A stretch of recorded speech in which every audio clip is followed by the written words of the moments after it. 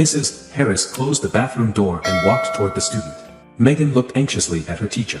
She expected that Mrs. Harris would scold her for not doing her homework. It wasn't the first time since she hadn't done her homework, and Mrs. Harris wasn't the only one who wasn't happy about it. All the teachers complained about it. The teacher was silent for a while, hesitating to say anything.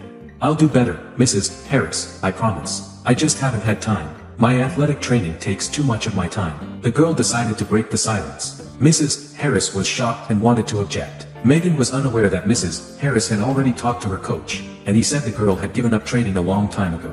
However, now she had asked her student to stay after school for a different reason. Mrs. Harris was embarrassed to ask her about it, but she dared anyway. "You know, I have a daughter." The teachers suddenly started talking about her private life.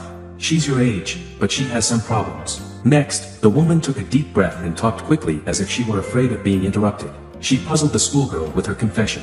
Very few people knew that Mrs. Harris's 13-year-old daughter was disabled since birth. She is homeschooled and she has no friends at all. No real friends to invite home, to go for a walk together, to spend some time together in the real world. Virtual friends are something different. Her daughter, Lizzie, really lacked communication in real life. And now the teacher wanted to ask her student to be her daughter's friend for just one evening. She is willing to pay for this service. Also, she could get some of Megan's grades up and help with her studies.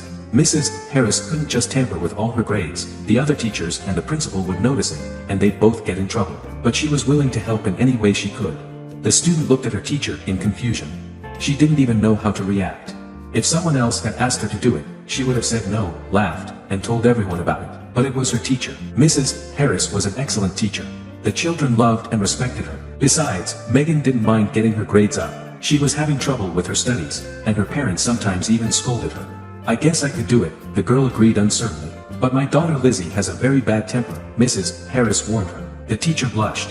It was a sensitive issue for her. She never talked about her personal life, kept everything a secret, and asked her student to keep it between them. The problem was that her daughter was wheelchair-bound, and it was for life. But even that was not the main problem for her daughter. She didn't look attractive. Frankly, the girl was ugly. It made Lizzie suffer. When Lizzie was a child, she was constantly bullied. Mrs. Harris took her to a specialized center for children with disabilities, but even there all the children made fun of her. As a result, the girl closed herself off and wouldn't let anyone into her life. All she could do was express aggression as a preventative reaction. Mrs. Harris enrolled Lizzie in a distance education program to protect her from cruelty. And now, seeing her daughter suffer, she made the desperate decision to find her a friend for money so that she could spend at least one evening with her daughter as a real friend. Megan listened to her and said it wasn't a problem. She would spend some time with Lizzie. They agreed that Megan would come over today, ostensibly to do math with Mrs. Harris. Then Mrs. Harris will get a call from a friend asking her to come over and help. The woman will leave the girls home alone. She'll say she'll be back soon, but she'll spend a couple of hours at her friend's place. If there's any trouble, Megan will call and she'll come back right away. In the evening, Megan came to Mrs. Harris, and first the teacher offered tea. The three of them sat at the table. Lizzie did not say a word, only glanced angrily at their visitor. Then the telephone rang, and her mother said she had to leave urgently, but she would be back soon. As they had agreed, Mrs. Harris asked Megan to wait there, and Megan said she was in no hurry. In fact, Mrs. Harris went to her neighbor. She was afraid there would be some trouble, so she decided not to go too far away, so she could get home quickly. Their neighbor was an elderly woman, and she was happy to have company to talk. But Mrs. Harris stayed there longer than she had planned, and when she looked at her watch, she was horrified and immediately rushed home. When she entered the apartment, she was dizzy from shock. She couldn't stay on her feet and fell into a chair. The girls looked at Mrs. Harris frightened, but before that they were talking and laughing. It had been a long time since the woman had heard her daughter laugh. What surprised her even more was Lizzie's appearance. The mother, used to seeing her daughter permanently gloomy, was now looking at a completely different person. It was her daughter, but she was somehow different. She had a new hairstyle, curls covering her cheeks, hiding part of her face and making it visually more attractive. There was also makeup on her face. The girl was glowing with happiness. The woman couldn't believe it was possible and tried to hide the tears of joy. "I was sorry I'm late." Mrs. Harris came to her senses and pulled a box of chocolates out of her bag. "My friend gave me a box of chocolates so I wouldn't come back home with empty hands. Would you like some tea?" The girls nodded happily. The woman hurried into the kitchen but tried to listen to what the children were talking about. She could hear Lizzie telling Megan about her favorite game and promising her new friend to help with computer science. But suddenly, Mrs. Harris's heart ached. She imagined her daughter's disappointment when she would realize that Megan was not her true friend. The woman wiped away her tears. She hardly dared ask her student for such a favor again. Also, she didn't have much money to pay for such a friendship. But she chased those thoughts away. She should be happy with what she has now. And now her daughter Lizzie was happy.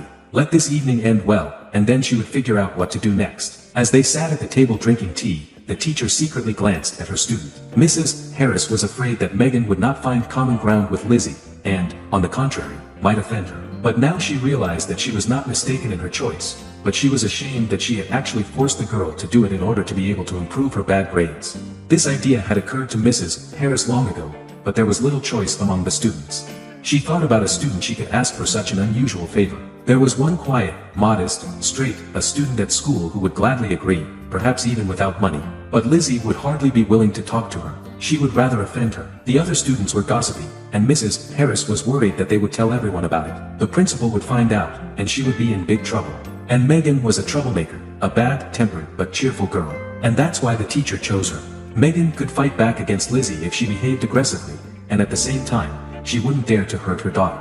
Otherwise she could say goodbye to good grades. Mrs. Harris would never lower Megan's grades, which were already bad, but by blackmailing her with grades, she could force Megan to keep quiet. But also, she paid her money for the favor. For her daughter's sake, the mother was willing to do anything. It was painful for her to watch Lizzie look enviously at the happy little girls in the movies. She understood that her daughter also dreamed of real friends. But this world was cruel and she could not adapt to it. Since childhood, Lizzie suffered because of her unattractive appearance. When she was a child, her mother took her to different events for children with disabilities, but even there she couldn't find friends. And now she just closed herself off from everyone, and the slightest attempts to communicate with her only caused aggression. Lizzie was smart, and learning was easy for her, but she spent all her free time in the virtual world, where no one saw her wheelchair or her face. But still, she lacked real communication. Her mother thought that if she found her a friend, her daughter's behavior would change. The woman didn't expect it to work out so well. Although, as Lizzie later confessed, she had immediately ignored their visitor when Megan tried to talk to her, answering sharply and asking her to stay away from her. She had no intention of communicating with her at all, but Megan surprised her when she told her she was jealous of her. At first, Lizzie thought the girl was making fun of her. How could anyone envy a disabled person who was so ugly? But Megan replied that it wasn't about appearance. Nowadays plastic surgery can change anyone's appearance. But Lizzie has a wonderful mother, who loves her and supports her in everything. Also, Lizzie is smart and doing well in school. Megan told Lizzie that it's possible to change appearance, but it's hardly possible to make a person smarter. And not everyone's parents are that great. Although Lizzie didn't have a father, she had a loving mom. Megan had problems in her family and she didn't want to talk about them. Megan assured Lizzie that even people with disabilities have a chance to find a good job, have a family, and be happy. Megan can do nothing about Lizzie's disability, but she could help to change her appearance. She has a sister who works in a beauty salon. She taught her a lot. The girl planned to follow in her sister's footsteps later. Megan said she could do Lizzie's makeup and hair. She ended up with an almost magical makeover. Both girls were happy with the result, and Mrs. Harris was glad that her daughter now had hope. Perhaps now she would believe in herself. Mrs. Harris was very grateful to Megan for all she had done. And she was surprised when the next day the doorbell rang and Megan was standing on the threshold again. The woman was confused. "Megan, I'm sorry, but I don't have any money to pay you today." The teacher apologized quietly. "No, Mrs. Harris, you don't have to pay. I'm here to see my friend," Megan replied. "Mom, who's there?" Megan. Her daughter's voice came from the room. Megan walked briskly into the apartment and hurried into Lizzie's room, and Mrs. Harris stood there with her mouth open, unable to believe. It turned out that the girls had arranged to meet yesterday. Since Mrs. Harris and Megan had initially agreed that she would come to do math, she had told Lizzie the same thing. And while Megan was doing Lizzie's makeup, she was explaining math to her. And then it turned out that Megan was having problems with all the subjects, and Lizzie offered her help. They decided to start with computer science. Lizzie was great at teaching and explaining. Also, she and Megan were the same age, so they quickly hit it off. Megan often visited Lizzie and Mrs. Harris was happy. Naturally, they began to talk a lot and the teacher learned that the girl's family was dysfunctional. Megan's parents were alcoholics. She was lucky that her older sister had already left her parents' home, started working, and could now help her younger sister. The girl dressed well only because of her sister, who sometimes gave her some of her old clothes, and rarely could afford to buy something new for Megan. Her parents didn't care about their daughter. That's why Megan had such a bad temper. She was angry at the world. The girl lacked parental attention, so at school she tried to draw attention to herself and misbehaved. She was cheeky and brave among her peers. Everyone respected her in her company, and she felt needed among her friends, but there was no one to help her with her studies. But she didn't really want to do well in school, and she didn't dare even to think about applying to university. She was sure that all she could achieve was to get a job in a beauty salon, just like her sister. However, after she met Lizzie, she developed other interests. Now she believed that she could enter the university and get a decent education. Megan couldn't even dream of computer science because she didn't even have a computer at home, and she used to tell her friends that she wasn't interested in it. Her phone was enough for her. But when she started studying computer science with Lizzie, she found it fascinating. Megan often visited Mrs. Harris and Lizzie, and sometimes even stayed overnight just because she didn't want to see her drunken parents arguing. Her parents didn't mind, they didn't really care, and sometimes they even forgot she existed. But she was happy, and so was Lizzie. The girls decided to apply to the same university after school to study computer science. They knew they could support each other in a difficult situation.